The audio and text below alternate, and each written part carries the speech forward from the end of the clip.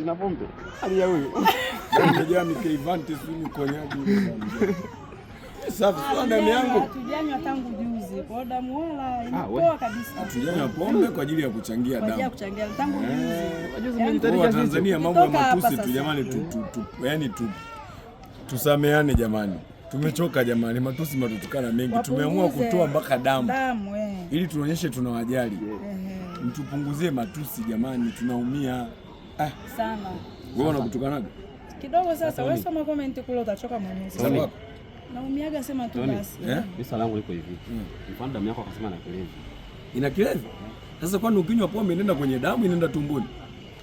Kwa hiyo damu inakaa peke yake, damu iko peke yake kwenye mishipa. Pombe inaenda kwenye tumbo. Hayo damu na nini nyingine. Na mmeshapima ndio maana wameandikia hapo kama mko fresh kwenda kule. Ndio tumepima tuko safi tunaona. Tuko safi kabisa na damu nyingi. Ile sasa cha kushangaza mwenye mwili mkubwa ndo ana damu ndogo.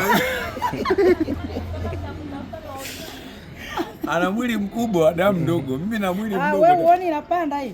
Inapanda 13. 13. Ulianza pombe kabla yangu. Kwa pombe inaongeza damu. Sasa hebu angalia mimi tangia nimeanza na muda gani? Sasa hivi damu imefika ngapi? Inaenda 14 hiyo. Ulikuwa na 11. Sasa mwakani. Kwa maana tuseme wewe ni mlevi ambaye wewe ni mtu ambaye unakunywa pombe na unanenepa. Sasa mimi cheki kwanza.